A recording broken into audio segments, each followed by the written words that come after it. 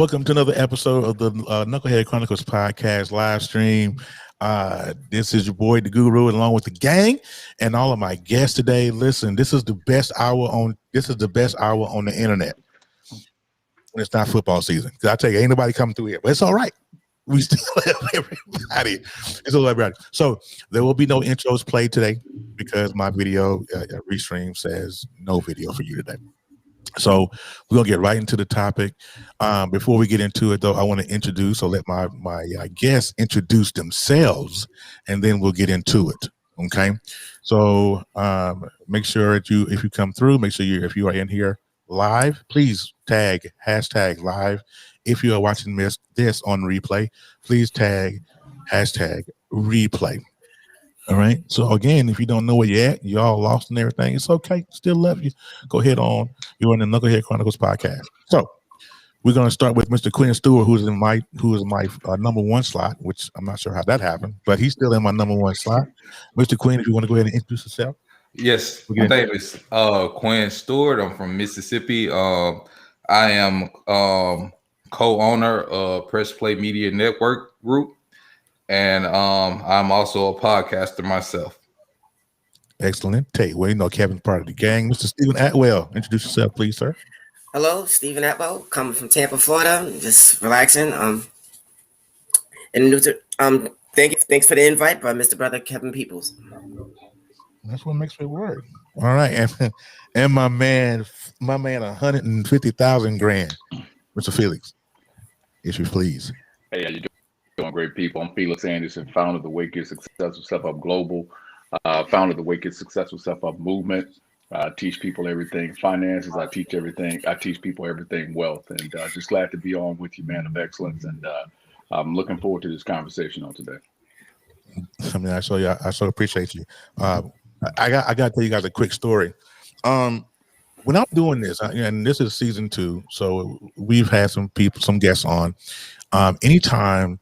See, you know how you have celebrities and then you have celebrities? You know, there's a difference, right?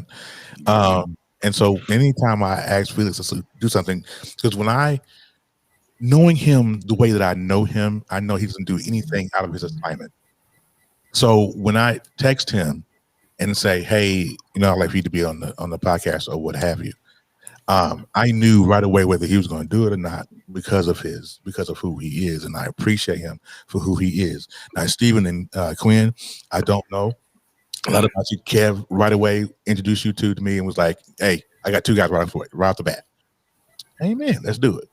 And so, what I want today is a great conversation. We're going to try to help unstick some people. So, if you're watching this broadcast, please share this to your timeline. You can also share this in your messenger as well, because we are live on YouTube, Periscope for the moment, and on the Knucklehead Chronicles page on Facebook. Kevin, what's the score? 28-17. I know my. Not the answer. We win it. We gonna win. Yeah, we win. Not the answer. Mr. Goodson, what's going on, man? Let me every time. Let me get with Dwayne real quick, because I know Dwayne, man, he's had a rough weekend. We want to get into it. Dwayne, what's going on, man? How you doing? You're on mute, sir. It's never that bad, bro. Even when you have a bad week, it's all about perspective. And I think every bad moment you have and every season that you win leads you to something big if you pay attention enough and move the right way. So, amen. I wanted to pull my hair out that I didn't have for a little bit earlier, but God always works it out the way he does. All right. Amen. All right. So this is what I got. This is a surprise prize. Nobody knew what's happening. I got 3 Clubhouse invites that I'm going to give at the end of this show. I got 3 invites, but this is how you're gonna get it. Okay. You have to share the broadcast, and I have to get notification that you shared it. Okay, because I get it right here on my phone. Okay, share the broadcast out, and then you have to tag #live into the comments. And my comments are popped right up here on the side, so I'm gonna know if you tag. Okay, or if you put in the hashtag. I got 3 Clubhouse invites. So the first 3 people, this is first come, first serve. First 3 people to do that for me will get a Clubhouse invite after the show. All right. So our topic today, fellas, is how to get unstuck. Fix your face. Now, when I was little, and I started off, when I was little, my mom used to say to me all the time when I got in trouble, she would say, "Oh, you need to go ahead and fix your face." So that's where I got the first part of this topic from. Fix your face. Now, it's important for people to move forward, is that we have to get unstuck, because there's so many people that are so stuck to their past that they can't move forward. So my question to the panel today is, in your opinion, my first question to the panel today is, what's the most productive way to get unstuck? Then we're gonna start with Quinn. Quinn?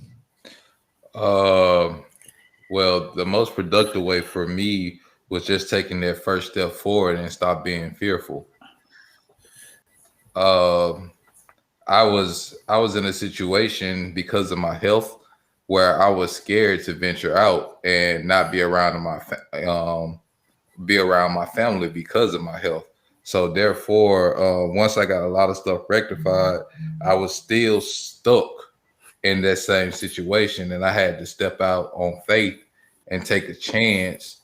And so far, within the past couple of months, stepping out on faith and taking that chance has been a blessing, and it has worked out for me, because like my mindset is I won't fail. And even if I run into a bump in the road, I know I can overcome that bump, and I don't have to, it's okay to lean on people, but as long as you putting your all and 100% into achieving your goal that you set for yourself in life, then you could achieve that. Good. Stephen? I'm curious. Right on his coattails in terms of that notion, in terms of putting that first foot forward and not worry about fear. Me personally, I'm about faith. I'm no preaching prospect. However, I am about faith, and I know the good book doesn't. The good book says we aren't given a spirit of fear or to worry. Preach. To reinstill. So at the end of the day, you got to put it in the hands of the eye in the sky first and foremost. Trust no man. Put all your trust in him. That's my take. Preaching. What do I say here? Okay, sorry. Kev, what's up, buddy? What's up, man? For me, it's kind of almost the same perspective as these two fellas here. Especially what Quinn said. We grew up in a rough neighborhood. All right. I was taught in order to get out of the rough situation, you take yourself out of the situation itself. Mm-hmm. So when they moved me, my mom moved me to Texas. I hated it, but being that young, I was hard headed. I was knucklehead. Mm-hmm. Podcast, hence the name of this podcast. I was a knucklehead. I did not understand what it meant to take myself out of the situation. Matter of fact, Quinn remembers when the two high schools, rival schools, were combining. We were rival schools, and then it was for a turn for the worse, especially, with what I was trying to do. I was trying to get a baseball scholarship. I was trying to do this. I was trying to do that. I was going to do that at this school. So I had to take myself, I had to grow with my environment. So when they moved me, of course, I ended up being a better person for it. Mm-hmm. But, in order to literally get yourself out unstuck, because and don't get me wrong, I love my hometown. I grew up, like me and Quinn, we grew up in the hood. But to get out of the hole, you have to take that leap of faith. If you don't have no leap of faith, if you don't have no hope, no promise for a future, you're going to be stuck forever. And I know a lot of people, and I hope you're watching. I'm looking at you in this camera. I hope you get yourself out. But you got to have that leap of faith. If you don't, you're going to stay there forever. Amen. Mr. Anderson. Hey, how you doing? Thank you so much again for having me on. Thank you so much for asking this question. I think that the The key factor to getting unstuck physically is that you first have to become unstuck mentally. I live by this mantra of the law of vision. I believe that if you can't see it, you can't have it. I just believe this with all of my heart. I believe that, again, if you can't see it, you can't have it. That's the law of vision. And so mentally, you have to become unstuck mentally before you can see the millions. You actually have to see the millions. I'm a firm believer in having vision boards. I'm a firm believer in having, especially as men, we're visually driven. And so for me, if I see a thing, I can't unsee it. And so for me, in order to get unstuck, I have to see where it is where I'm trying to go before I get there first, because I at least know that it can actually become a reality for me. So for me, the key to being unstuck is to make sure that you're focused mentally and getting yourself there mentally. Put it before your visual so that you can see it before your visual. What being said, sir, can I try to repeat that law of vision? So Felix, the law of vision says that if you can't see it, you can't have it. If you can't see the millions, you can't have the millions. If you can't see the woman, you can't have the woman. If you can't see the job, you can't have the job. And once you see it, you can't unsee a thing. And this is the very thing that really makes us frustrated, because we see ourselves being better. And as the gentleman just alluded to it earlier, you growing up in the hood. I too grew up in the hood. But once I got a glimpse of what better was, you couldn't sell me average. I say this all the time. It's impossible for you to sell me average when I've been exposed to great. Good. Oh, I meant to tell y'all. Sorry, I meant to tell y'all. You might need a notepad and pen. I'm sorry. I meant to tell y'all that. I literally just wrote it down. I his mantra. I'm sorry, sir. Yeah. I'm like, it's that was perfect. That hit me. Oh, and I promise you, he's just getting started. I promise. All right, so right here, make sure you guys follow the website, Knucklehead Chronicles Podcast.com, please, at Knucklehead Chronicles Podcast.com. You can catch all past episodes and also the merch that we have. Either I got to update it because I got a new logo. All right. Also, the color line will be lit. So if you want to call in and give your questions, or if you have any comments, or you would talk to Felix or any of the fellas, listen, call us in 657-390-2503. You can call us up and talk to us. All right. So Ephraim got some questions. I want him. Oh, you know what? No, Dwayne. I'm just gonna say, first of all, two things.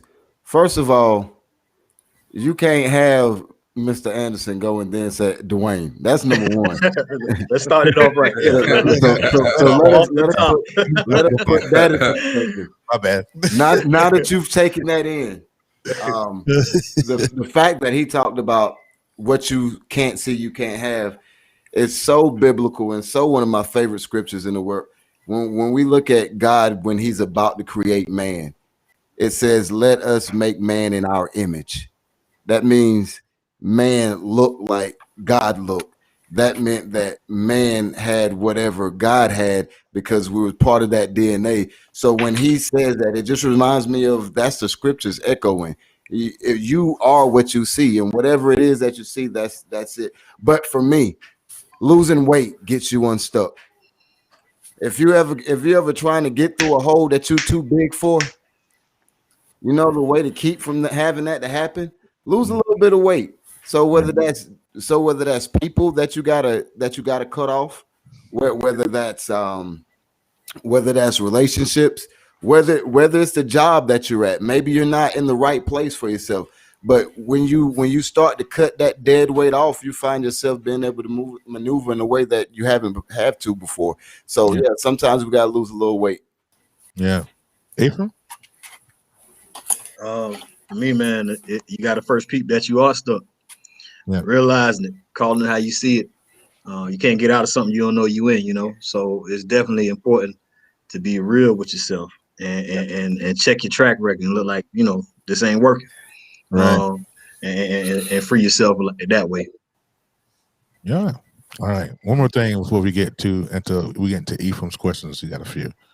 I want you guys to, if you don't catch us on Sunday live, you can catch the show on Tuesdays on the Live 365 app. We are on syndicated radio, soundmachine.fm. at 3 p.m. Eastern Standard Time. So make sure if you don't catch us live, that's fine. I'd rather for you to be here live. But if you just download the Live 365 app and do a search for soundmachine.fm.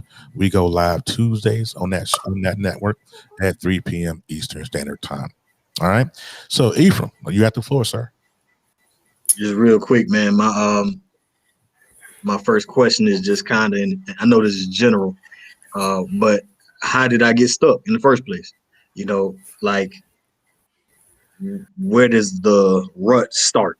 How did my stuckness form?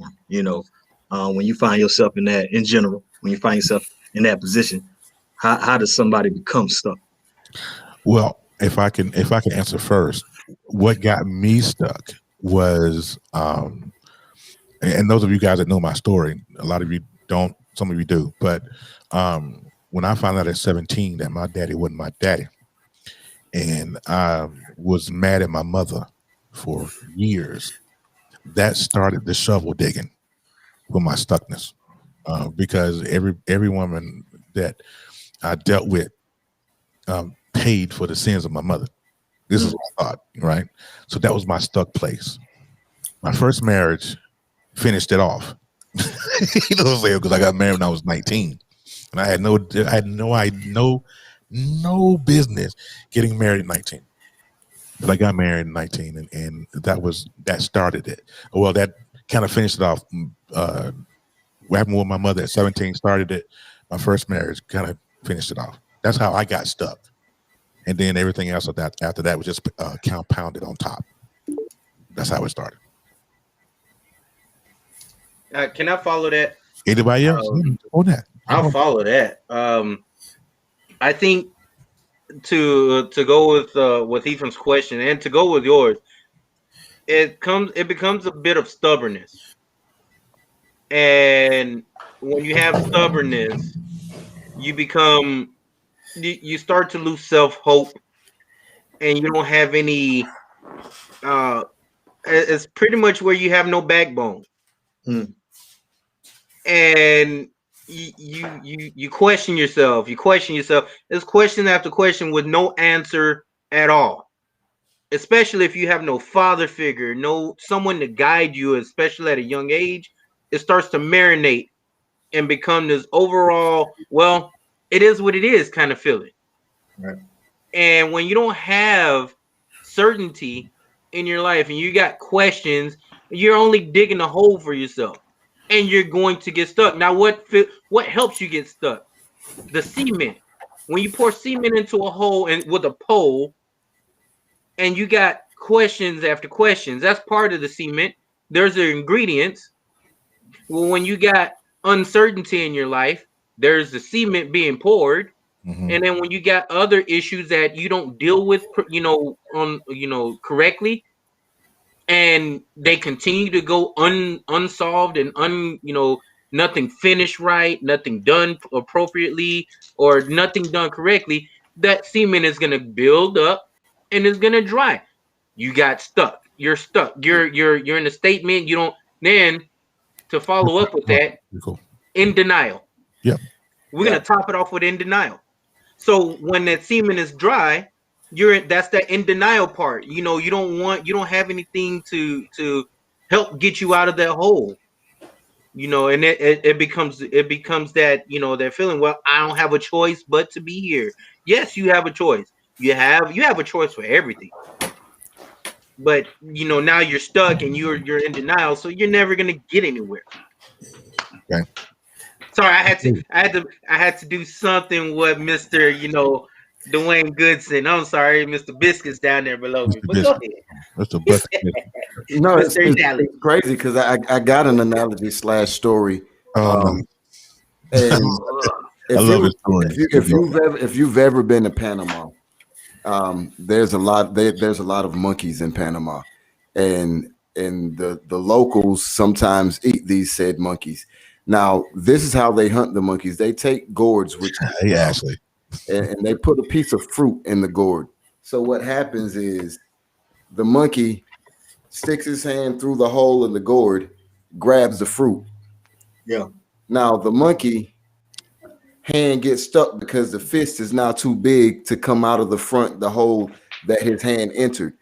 The monkey refuses to let go of the fruit. And because of the monkey refuses to let go of the fruit, the monkey then gets hit over the head and becomes dinner. Now, the monkey has a choice. He can let go of the fruit and he can run free, or he can hold on to the fruit and then he becomes prey.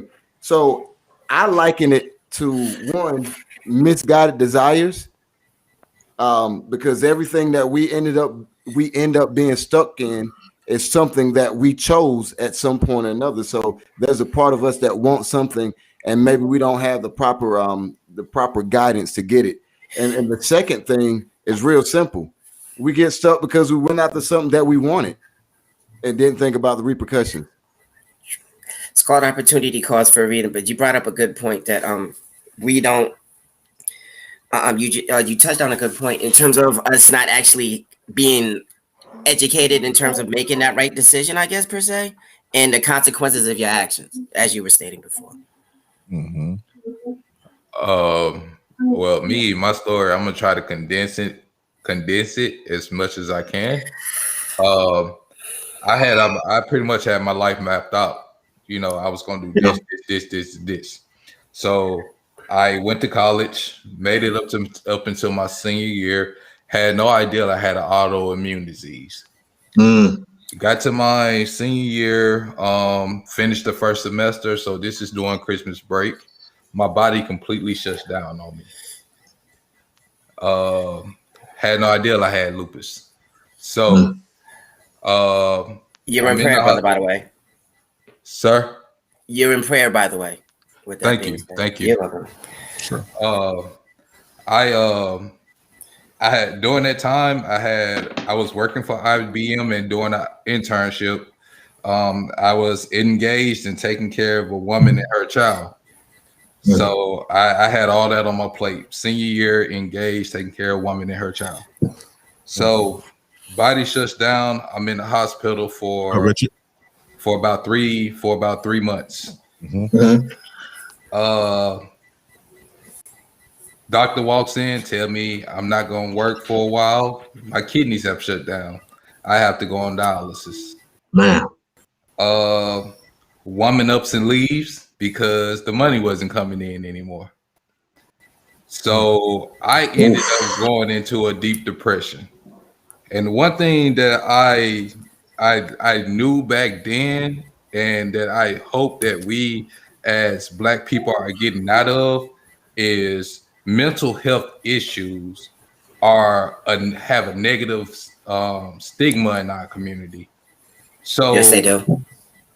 I ended up on dialysis, and my social worker saying, like, when I first got on dialysis, I wasn't doing right. I really didn't care about life. I had an engineering job that I was supposed to have, pending my graduation, whereas I was going to be working at the Stennis Space Center in Picayune, Mississippi. And once I didn't have that, and I was told I wasn't going to be able to work, so I'm on dialysis. I moved back to my hometown, and I'm just sitting up there looking crazy in the face. No income. I'm getting Social Security, disability, but there's just one check coming in. But that taught me some financial responsibility, living within my means. Yeah. So from there, I just get in this funk, and my social worker saying that I'm not doing right by my health or going to my treatments and stuff suggests that I see a psychologist. I see a psychologist for 3 years and never tell my family, never tell my friends, nothing, because I didn't want nobody to use that to make fun of me. Right. But that was the best thing I could have ever done. So after those 3 years, I started getting into a better space. Time goes on. I get my transplant on April 1st of last year. April 1st of 2020 is when I got my kidney transplant. Good job. So when I came out of that, boom, my mind is different now, because I now don't have dialysis holding me back. It's time to progress. So during that time up until now, I raised my credit score because I made this plan and said, this is what I'm going to do. I raised my credit score from below a 550 up to above a 700. Look at you. I moved out of my hometown I moved to the city that I'm in now on January 4th. During that time, I procured a job that's paying me $15 an hour in the field that I want to be in without my degree. And I'm going to keep pushing forward. Very good, bro. So it's all about taking the steps and moving forward with yourself and having that vision that I'm going to do better, that I'm going to improve my life, that I'm going to ascend to another level. And I'm not going to be stuck in this hole where I'm in this hole. You got people steady pulling you down, telling you can't do it. You got all these crabs grabbing you by the ankle. Yes, sir. Sometimes you have to grow out of that, stop listening, turn off all the noise.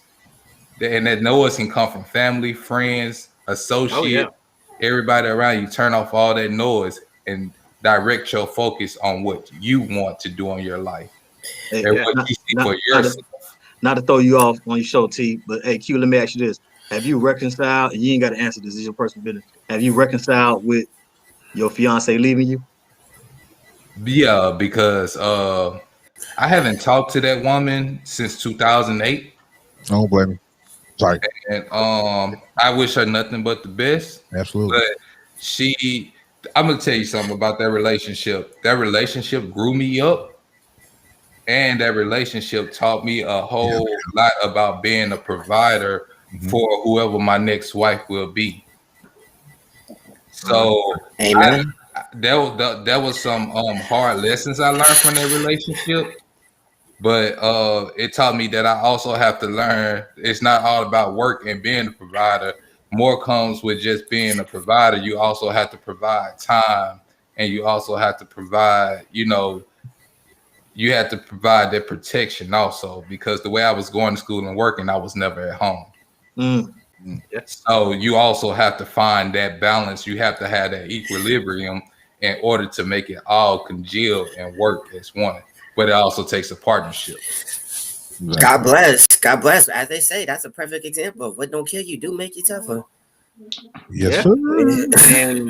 And me knowing Quinn for years, and when I found out, when he did have lupus, it's just something about not only knowing him, knowing what he's going to go through and things as far as future and what his mental health was, because I ended up injured in playing ball, and I ended up back home. So me and him, we met up.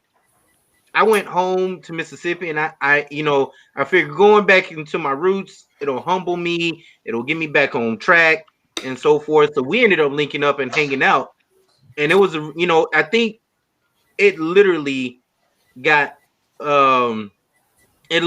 me and him into a mental state. All right, we grew up here. We know what we need to do. We need to fix ourselves and make ourselves better. I ended up leaving before he left Mississippi, and I'm thankful for it because I ended up in the oil field. I got my money right. I got my credit right. We're about to get a house now. I'm in a state of where I should have been. I'm in a state of positivity now. Right. It's a building character that, I have a few friends back home that don't have that building character. They don't have a character that they can build from. It's just that negative. All right, I sold drugs. All I know is drugs. All I'm gonna do is sell drugs, and I'm gonna just stay in trouble. No, there's better things in life. I ended up, I now have a church home that I can rely on. I got a pastor that, man, I can't say I can't say enough about the guy. He's great. My pastor's great. And I just knew, to go along with what Quinn's story, I knew he was gonna make it. I just had, it's just the group of fellas that used to hang out in, Quinn, CJ, Mike, I made it out of Mississippi, doing a great job, got a family, great everything, great guy. He had a strong background, and We just knew it was something that needed to be done. We needed to make this work. This is not us. This is something that we come from the mud, Mississippi. So getting out of there was the best opportunity for us. Getting out of that hole. And now look at us. I'm happy he's got health. He's getting his health right. He's getting everything, where he lives now. I'm very proud of my boy Quinn for one. I appreciate that, bro. And I'm very happy about my situation. I'm about to get married, Quinn. All of y'all. I expect all of y'all at my wedding, July 24th. By the way, it depends on COVID, bro. Depends on COVID. Yeah, I understand, but I expect y'all. We're gonna wear masks and everything, though. But yeah, I expect y'all there. And then I'm just very positive about where my outcome is. Where I was stuck. I was that knucklehead that was stuck. But with that being, I'm sorry. All right, real quick. Wait. Dwayne, you had a question. You just text me. You had a question. No, I know one thing. Like we got a diamond in the building, in a sense that he's very unique, and everything that people have been the questions. I mean the responses, like Quinn and Kev. I wanted to ask Dr. Felix. And I know I'm calling him doctor because that's the kind of authority the man carry. I don't care if he ain't. Yeah, I agree. That's it. But Mr. Anderson, how do you feel that the economic ideology, or what we know as a black community, the typical black community in America, the way we grow up, how do you think we break the thoughts and the cycles that we've grown accustomed to, that shaped our lives for so much, and being able to change it into a situation where money is available, so some of the issues that we end up having are no longer issues because we see things differently? I hope you can hear me clear. Yes. I hope you can hear me clear. Yeah. I grew up in poverty. I grew up in nothing but poverty. I didn't grow up with my dad. I never lived with my mom. Never lived with my dad. I was bouncing from house to house. I was living with cousins, sleeping on couches. Had dogs that were sleeping with me. So I grew up in poverty. So I know what poverty looks like. I think the concept and the mindset that we have to have, the first thing that we have to do is change our language. I always tell people, I ain't forgot where I came from. I just don't want to go back. And so for me, it's not a matter of degrading or disowning who I was or where I came from. I've just been introduced to better. And so for me, and my mindset is, in terms of just shifting the whole economic landscape of what we're doing, we have to first start with our language. Then we have to start with making sure that we're not just financially literate, but we have to make sure that we shift the language in a way where it is really becoming such a part of everybody around us. Like I say this all the time, it's impossible for you to be connected to me and be broke. I just believe that iron sharpens iron, but you can't be sharp hanging around butter knife people.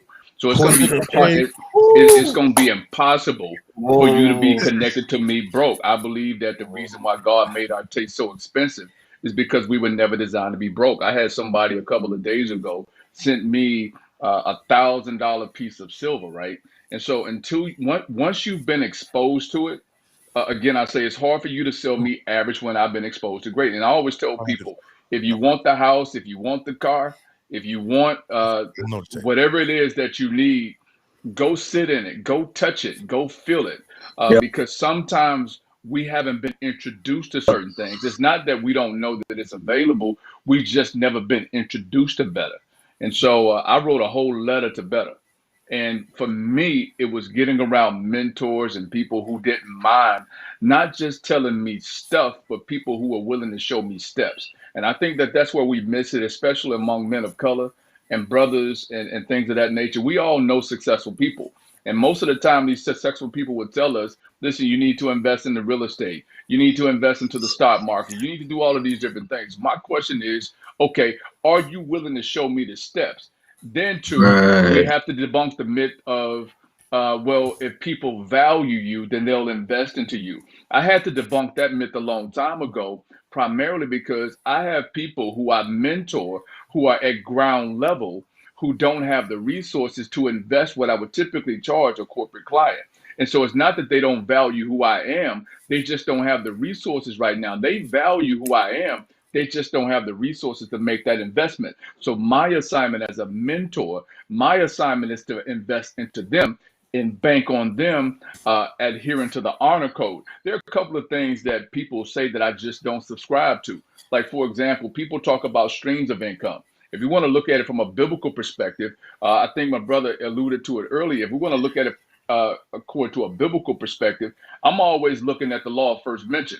And so if you're telling me streams of income, to me, that's low level thinking, because the first thing that man was introduced to was 4 rivers. And so for me, I understand currency. I understand how money flows. And I say this all the time. I don't chase money. Money chase me. But I do leave it a memo to tell it where I'm going to be. So it's all in the mindset, if that makes sense, right? So and are you saying you're against streams of income, sir? What I'm saying is there's a level above streams of income. What I'm saying is streams get blocked, rivers don't get blocked. So I don't say streams of income, I say rivers of income. Because for me personally, I can give you a stream. A stream is a droplet. But with a river has a current, which is where we get the term money, which is currency. Rivers never get blocked. Streams get blocked. What I'm saying is I'm not against streams. I'm saying that there's a level above the one. There's always a level above the one that we're operating on. And I want a constant flow in my life. I always want a constant flow in my life. So the first thing I had to do was change my language. Before I changed my language, I couldn't change my money. And when my language changed, my money changed. For example, the banks would tell us to save money, right? The banks don't even do what they tell us to do. The banks don't save money. They circulate money. So what I did was I had to change my language. I said, okay, in order for something to have life, it has to circulate. For example, our body. If we want to live, blood has to circulate in our bodies.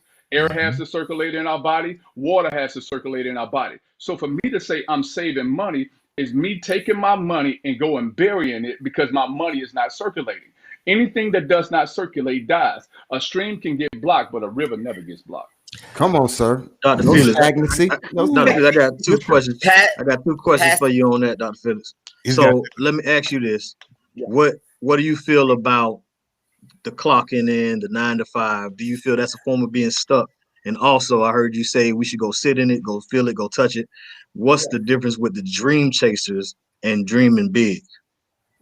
Me, I have this conference every year we call Believe Big Again, right? And so I know what it's like to walk 4 miles to work. I know what it's like to work at a gas station, substitute teach, wait tables, and work at Hollywood Video all at the same time. For me, I'm not opposed to the 9 to 5 because I don't look at the 9 to 5 as a 9 to 5. I look at the 9 to 5 as an investment, right? Okay. That's investment money, right? That's me building my craft on somebody else's dime and on somebody else's time. So what I do is with the 9 to 5 is I'm honing a skill set that perhaps I did not have, but I'm doing it with somebody else's resources. And all while I'm building my dream, I've been there. I was working as a vice president of a food bank in Memphis, Tennessee. And I remember being around, one of my mentors was a vice president of the Memphis Grizzlies. And he gave me a book and it shifted my entire paradigm. And everybody thought I was crazy. I left that job to come back home to go wait tables.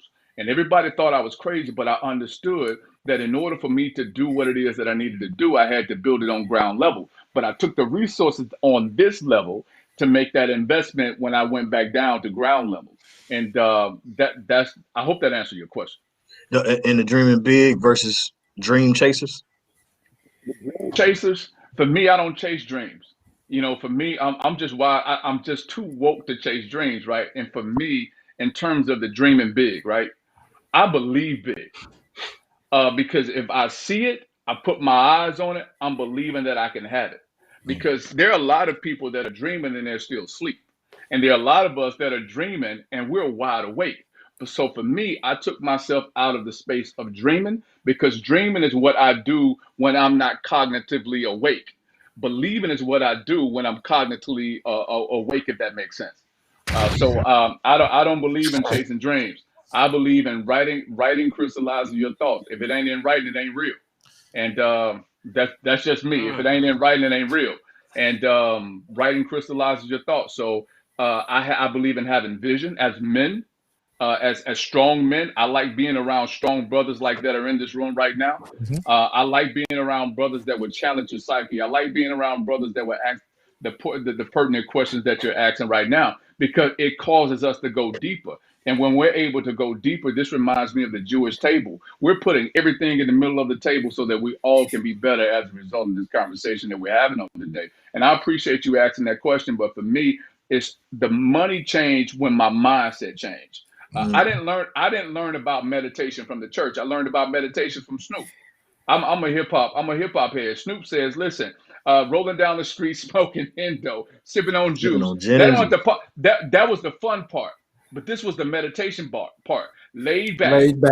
With my mind on my money and my money on my mind.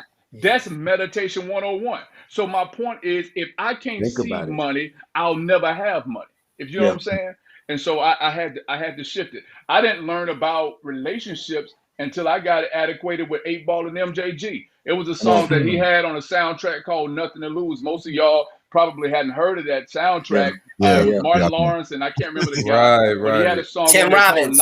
He had a song on there. Yeah, he had a song on there called Not Tonight, right? He said space ain't hard to find, but eventually you gonna need yours like I'm gonna need mine, right? And so in other words, he says, I learned about all of that stuff growing up. I learned about how to be both a gentleman and learn how to be eloquent with my speech from LL Cool J. I learned about longevity from LL Cool J. I learned about how to reinvent yourself from LL Cool J. I learned about how to reinvent myself from Puff Daddy. He went from Puffy to Puff Daddy to P Diddy to Diddy to Sean Combs to Sean. Love. He Love. You gotta love that. He does it every 4 years. So you have to pay attention to the cycle. So I learned about money by watching Money. Kings study kings. Let me tell you something. You said that blew my mind when you started talking about the difference between the stream and what you believe, which is rivers, and how rivers contain currencies. It's when you said the thing, it made sense. It's the difference between milk and meat. Because nothing you said was wrong. Nothing a person says is wrong about streams.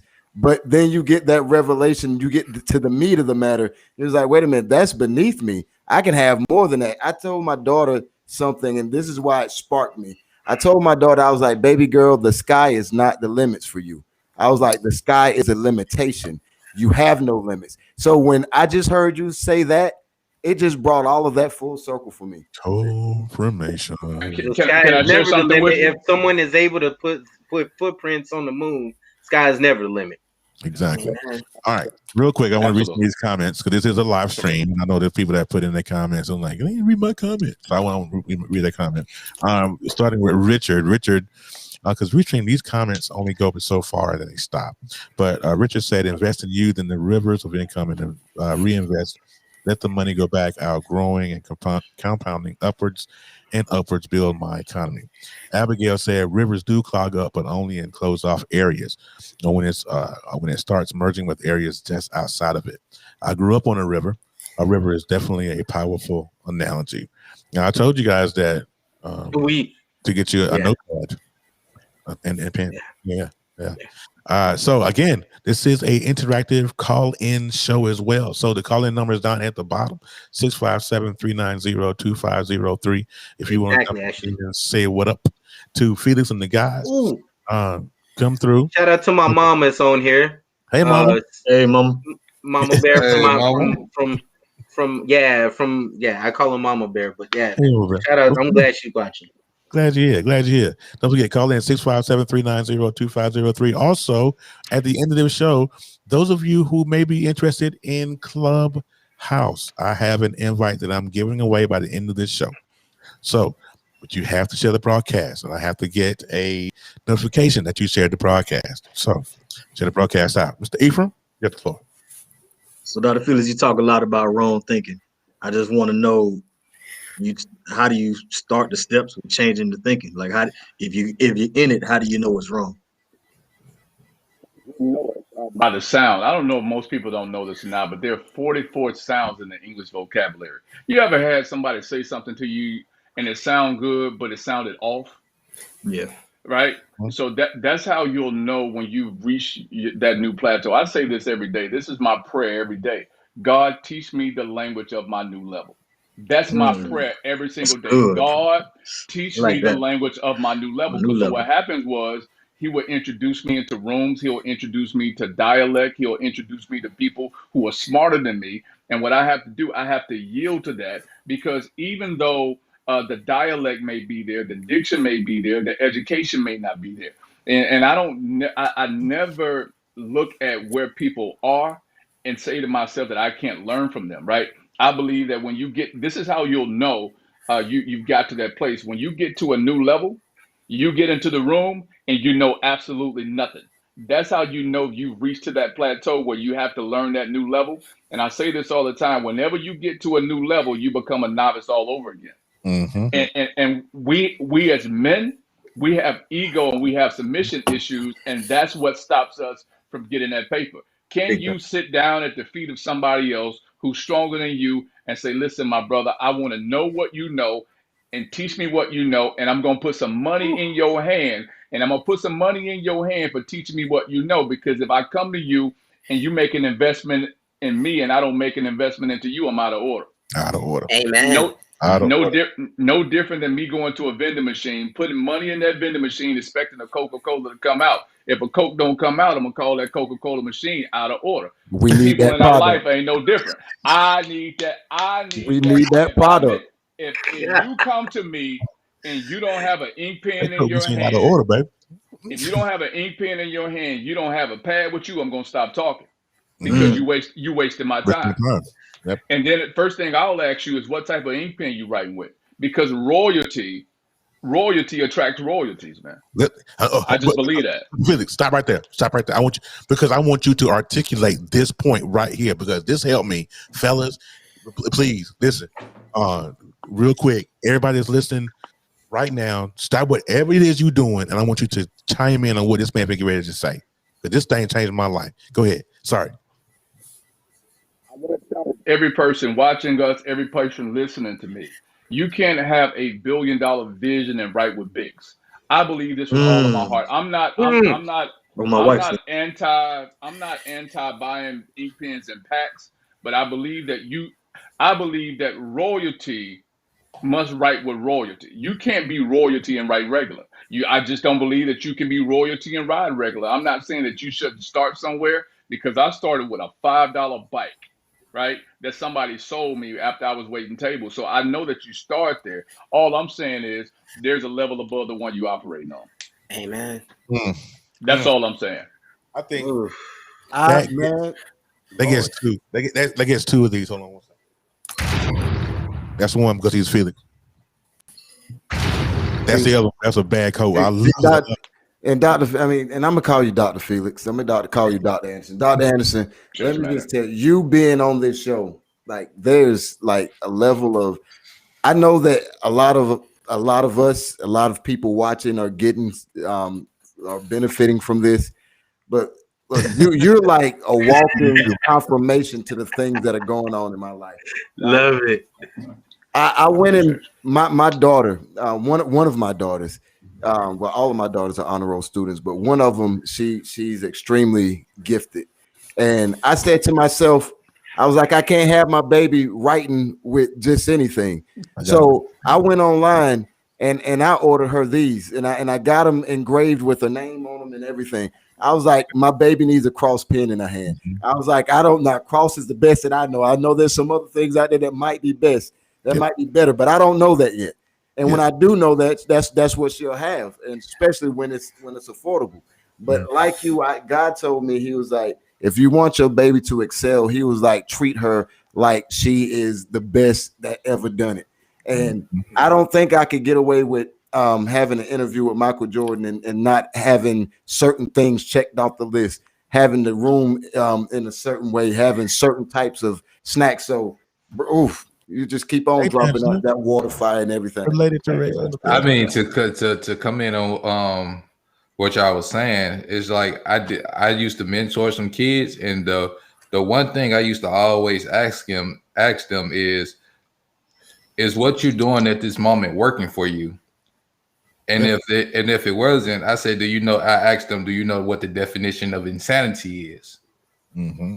And they would reply, no. I say insanity is constantly doing the same thing, expecting a different result. By definition. So I said, if you don't want to feel like you're crazy, change what you're doing. And once you change what you're doing, you'll change your life. Mm-hmm. I said, so if you going out and you steady going, getting locked up for every few months for selling weed or something, then evidently selling weed is not working for you. Right. Therefore, what you need to do is invest in something. I said, and just because the money not coming fast enough doesn't mean that money, if a lot of, like, nowadays we live in a microwave society. Everything got to be instantaneous. Everybody nobody wants to put the work in. Yeah. Right. So, and I tell them my story. Imagine having everything you work for in your life since you were a kid. You had your mindset of that this is what you're going to do, and it was snatched away from you. No fault of your own, but that's what was the plan that was in store for you, that God had in store for you. Mm-hmm. You hit rock bottom, and now you've been humbled. What are you going to do? You going to try to go back down that path, or you going to look at the cards you were dealt and try to come up with a better play? So I've owned 2 businesses. I had my own computer repair shop. I lost that. But the knowledge I gained from owning that business is what I'm taking into my new business. That way, everything can be done better. I have that knowledge, but I still have to learn. There's more. The economy, people, and everything around you is constantly changing. So you have to learn to adapt. So the more we learn to adapt, the more we try to get. I'm an avid reader. I would get up. I keep up with technology because that's the field I am. I constantly have to learn over and over again. And some people get stuck in their ways and don't want to learn. They feel like they already know it all. In order to be successful, you continuously have to learn. You have to learn from other people. You have to learn the technology. You have to learn your environment. You constantly have to learn to adapt. Yeah. Hey, I got a question for you real quick, Ephraim, before you get into the next point. From your wife, actually. Ms. Tanzer says, how important is your environment to changing your mindset? That's the question. Anybody that want to take it? Your environment. Oh, go ahead. Can I answer? Yeah, go ahead. With that being said, what I want to compliment, to answer that question, in my opinion, we get complacent in comfort zone societies or whatever. Like, so therefore, in terms of your environment, you have to be willing to take that leap of faith, I guess. Who might have you? And that, I mean, it does take a lot, and it is easier said than done. But if you get out of a comfort zone way of thinking, I think you have a little bit more confidence going forward that you can do this on your own, but you can't worry about what anybody else thinks of what you may be doing. That's just my take. That's good, man. Right. With me, it's super simple. I think that every single relationship dynamic, whatever you want to call, or whatever you want to list, either you are influenced or you are being influenced. It's that simple. So your environment is going to be only as strong. It's only going to be as culpable as you are. You're either going to be influenced by the environment you're in, or you're going to influence, and the environment can't hold you. Speaking of that, like when I was growing up, I grew up in the projects. I call him my OG. Technically, that's what he is. I grew up in a gangster disciple neighborhood, so of course, I adhered to that lifestyle in my younger days. But the one thing he used to always tell me, look, don't worry about what we doing up here. I need you to get up there and get in that school. I need you to get up there and bring me those straight A's back to me. And, every time I got straight A's, he gave me $100 an A. Okay, cool. The older I got, and, his passing his passing left me with something though, because he always told me that I was too smart for that lifestyle. Mm-hmm. So only thing that did when he passed away when I was 13, only thing that did was make me refocus. That lifestyle isn't for me because I just seen with my own eyes, sitting there watching that man get shot and killed. That me seeing that with my own eyes let me know that's not where I want to be. That's not the move. That's not Right. the move. Therefore, even though I always was a straight A student, my focus was readjusted by that event. So that means I got to engulf myself to really escape this environment. I also would like to add for a brief moment as well. You can't take everybody with you. No, you can't. In terms of you can't. No, like we try too hard, but like you trying to come back and get everybody has their own path, and everybody cannot go with you. Unfortunately, unfortunately. I mean, you can have the biggest heart in the world and still not, it's just not going to function right. It's just when you're changing yourself, you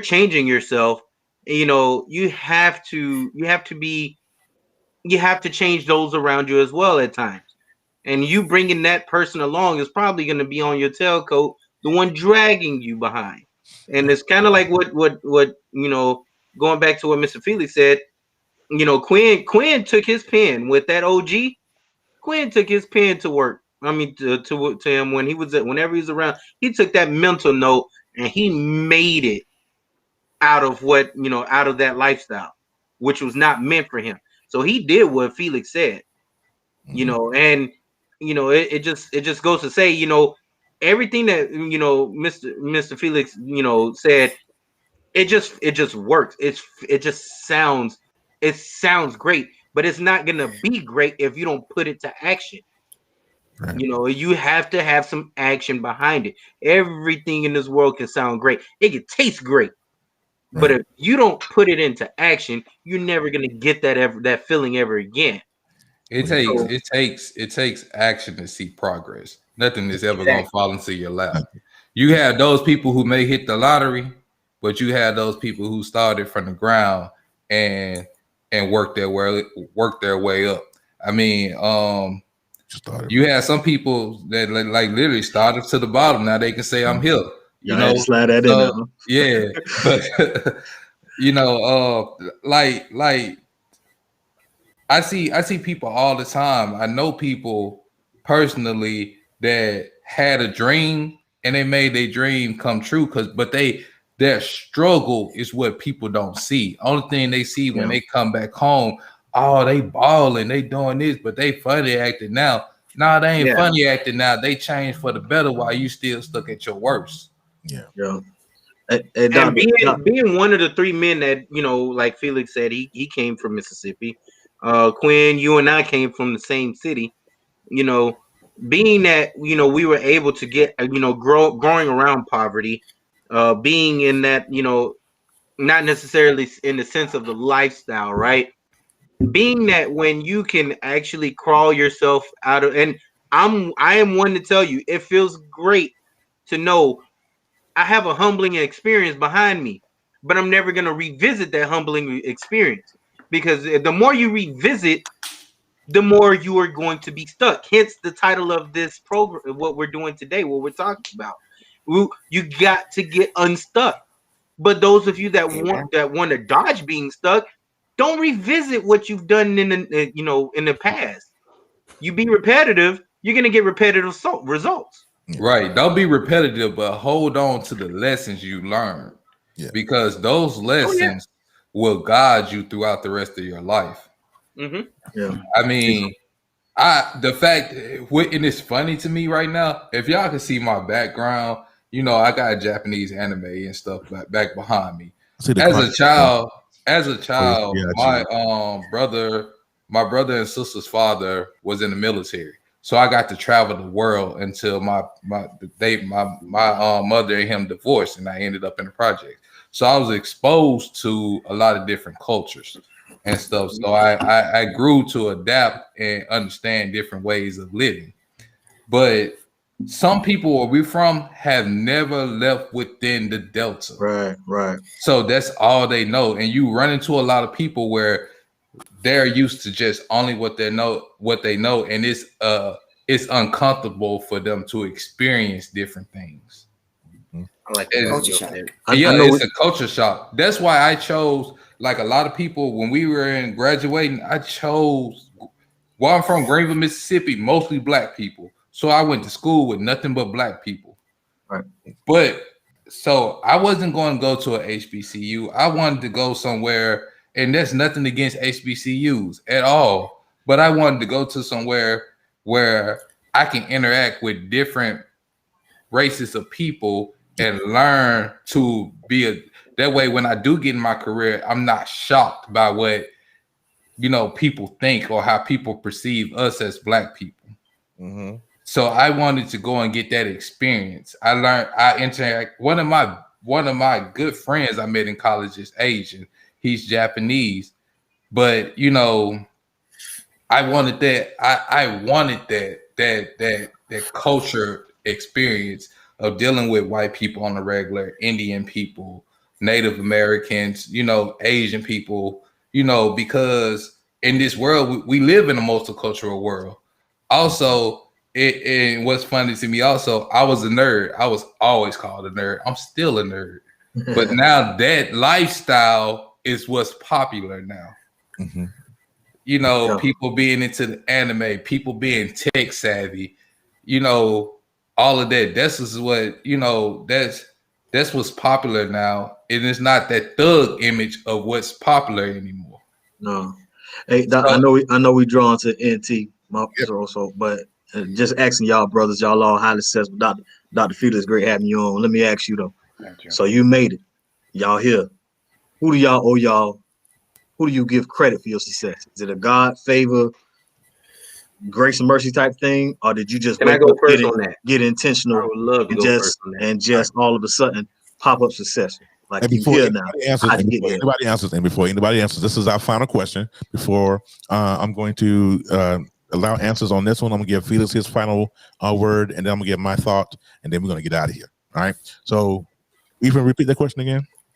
Who do you credit your success to? Is it God favored, or did you just wake up and get intentional? Oh no. First, for me, the one that I'm gonna give my success to at any point in my life is my brother. My brother raised me. He put me in baseball. Exactly. He knows my brother. My brother Pete raised me. He put me in baseball. He put me in everything. He gave me the vital tools to get unstuck, if you will, because I'm hard-headed. I don't listen right off the bat. I have to go through it first before I learn my lesson. And once I learn my lesson, my brother always gave us a rule in baseball, and I do that to my kids that I coach now. Do whatever I teach you on this within the baseball field, within those foul lines. What I teach you on that field, you take it and you apply it to life.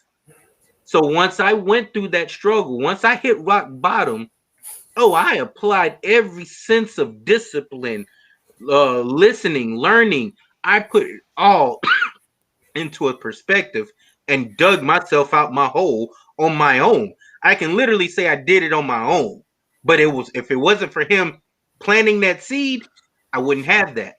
I wouldn't have this strong will, if I can put it, if I can say it like that. I have a strong sense of what I need to do and what I should be doing and things of that nature because of him. And then from there on, I've put positive people in my life and in my corner. Yeah, some negative people were hiding in the grass and came in and stuck around, but I weeded them out. Now that I weeded them out, I've got people set in my life, like Felix said. I have those set of people. Now that I have them, I shouldn't be revisiting being stuck in a hole anywhere. I shouldn't have that. I have a sense, I have a taste of success. And once you have, like he said, if you have that taste, you're never gonna put yourself in a low budget feeling ever again. So that's why I say everything that he said makes sense. Mm-hmm. I have that taste, and I don't ever want to go back to instead of Frito-Lays or I'm not trying to go to no budget bag of chips again, even though they taste good. You don't go to Walmart. You go to Target. Is that what going on? Listen, I want to let Felix give his final thoughts, and he's got to jump. He's got a meeting, so I want to get him let the diamond of the hour say his final thoughts. Mr. Felix, you want to answer that question, or you want to give your final thought? Yeah. Listen, thank you so much again for having me. I honor you. I honor every king that's on this platform. I salute you all and thank you so much. Thank you, sir. Yeah, no problem at all. Listen, I believe that in order to get honor, you have to give it. And I give both honor and respect to everybody that's on here. So thank y'all so much for having me. To answer your question, who do I attribute my success to? I would say God and great people. God, great people, and discipline. The God, because he imparted it into people to help me. The people that help me for opening up doors, because we don't arrive on our own. There's somebody that have to invite us to the table. There's somebody that have to open the door for us. I always ask people, who is your Joseph, right? There are three key Josephs that I always ask people, and no matter where I go, who is your Joseph? Everybody talk about Pharaoh and Joseph. They know him, right? But you need people on your team that's going to assist you administratively. You're going to need somebody who's adequate and know how to handle paperwork. I had people in my life that knew how to handle paperwork and knew more about paperwork than I did. I had to yield to them. And then you have the husband of Mary. He didn't give birth to Jesus, but what he did was he took that which was somebody else and he took it as his own. And so I had people who gave me opportunities, who brought me right next to them. They trusted me with their vision, and they allowed me to grow up on their dime, right? So they allowed me to understand operations and management on their dime.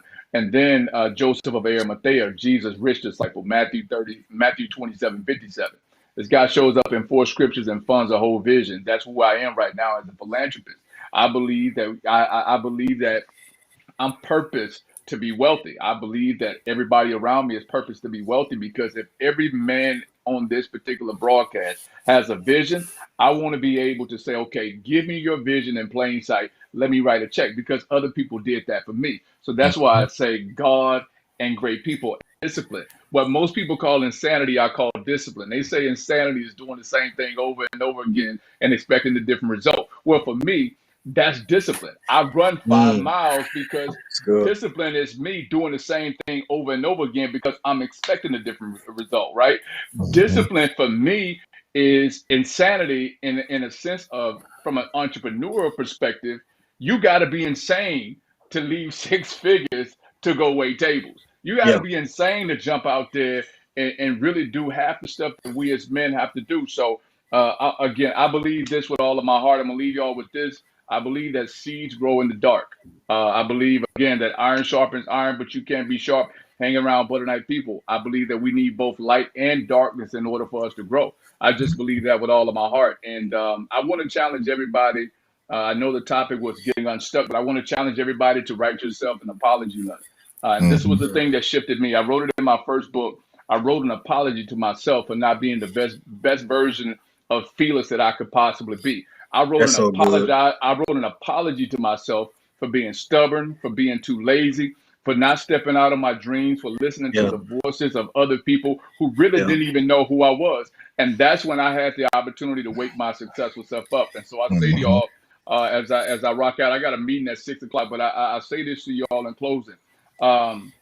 Dominate your distractions. Embrace the divine disconnections. The disconnections don't necessarily mean that something or people are bad.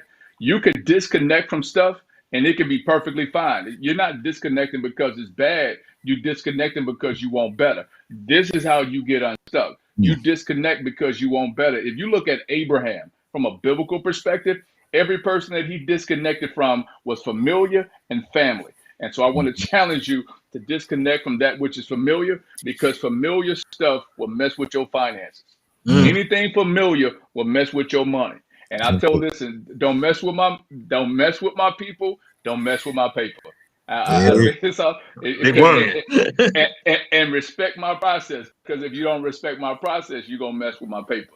But wake your successful self up, dominate your distractions, believe big again, and get your cake up, gentlemen. Thank you, sir.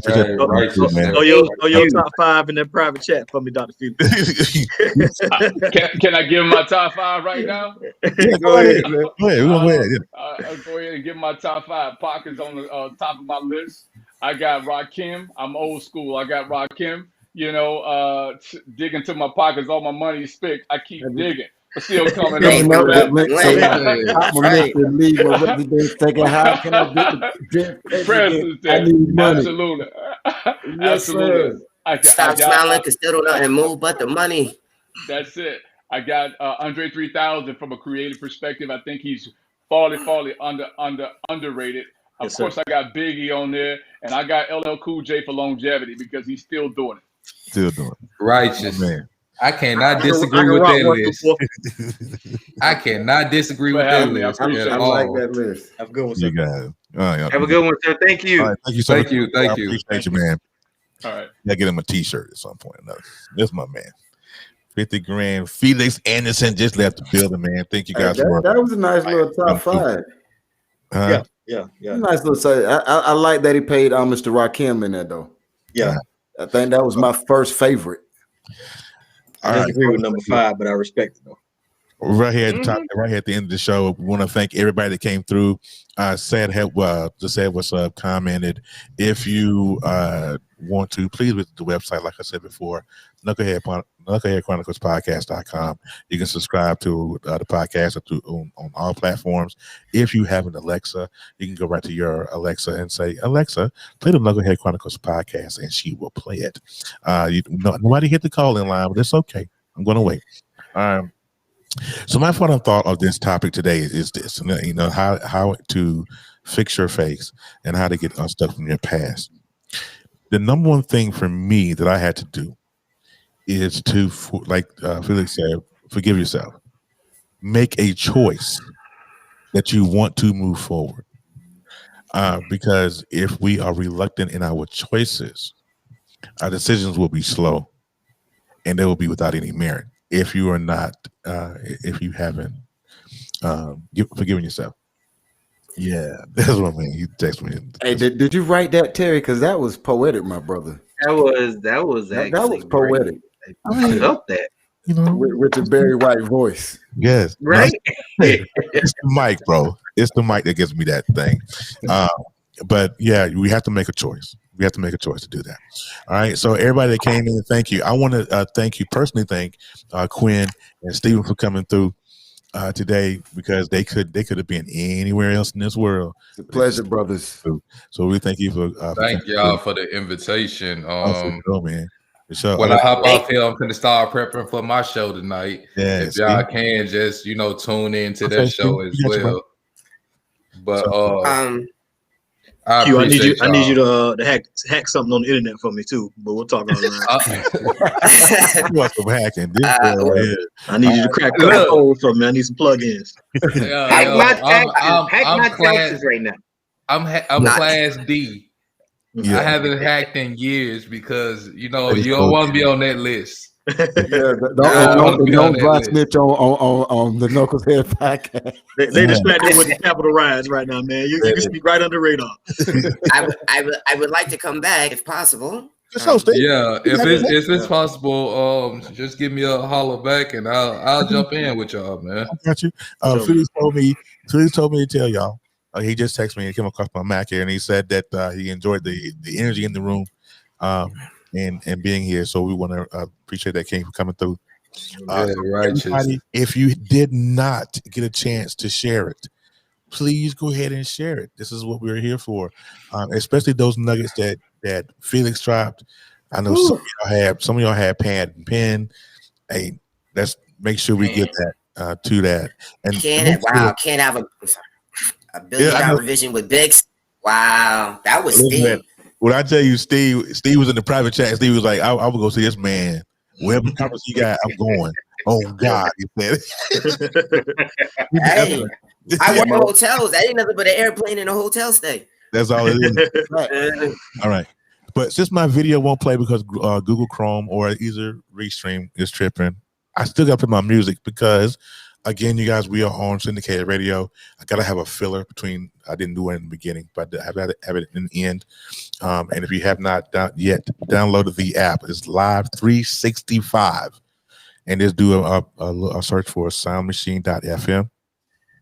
And do a search for the we go live Tuesdays at 3 o'clock. So I'm still up in my music because I like it like that.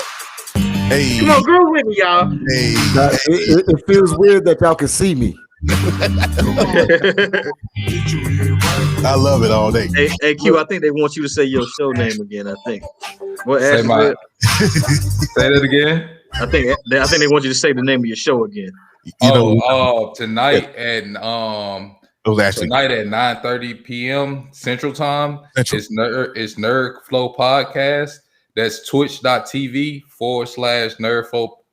Flow Podcast. Nerd Flow. All one word. Yeah. Nerd Flow. Tell them about your other podcast too, though. And the other podcast. Oh, and we're on all streaming sites. Yep. So the other podcast is the Hip Hop Rejects. That's Rejects with a Z. And we discuss hip hop topics. Right now it's been a little slow for music, so we changed from every week to every other week. Nerd Flow. So the Hip Hop Rejects broadcast live on Saturday nights at 9:30, and Nerd Flow broadcast Sunday nights at 9:30. Everybody that's watching me, if y'all want it, I got the links myself. I'll be on it. He's got the link. All right, you guys. Hope you're feeling better, Ashley. I heard you were sick or something. Yeah, Ashley. Ashley Collins is our resident nerd on the President's Legacy. We love her. Everything. Yeah, I appreciate that, Ashley. I hope you do check it out. Yeah. Soon as if you watch us live and you make a comment, let me know who you are, and I'll definitely shout you out on the show. Oh, you're gonna be shouting out because she playing. When Ashley says she gonna be there, yeah, she there. Oh, she gonna be there.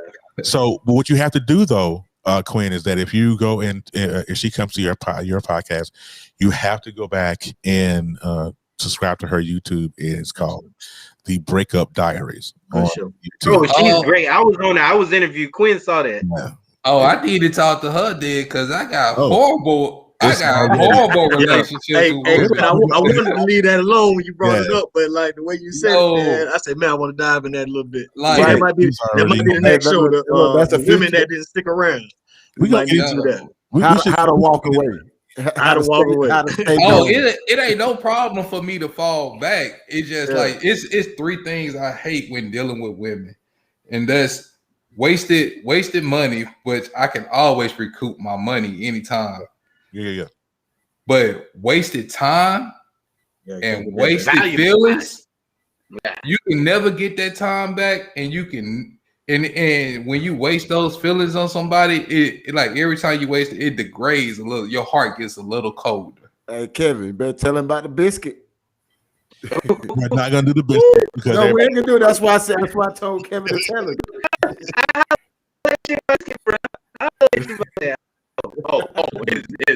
I'm finna go subscribe to the Breakup Diaries right now. Yeah, go. That's it. Yeah, man. I'll go subscribe to the Breakup Diaries and all that jazz. All right, so we're gonna get out of here. We'll see you guys next week with a heralding topic. Like I said, this is the best hour on Facebook. Not during football season, but it's okay. We're gonna work it out. All right. So we'll see you guys next week. Have a blessed weekend. And don't forget the Brothers of Legacy Monday through Friday at 9 a.m. Eastern Standard Time. All right. Peace.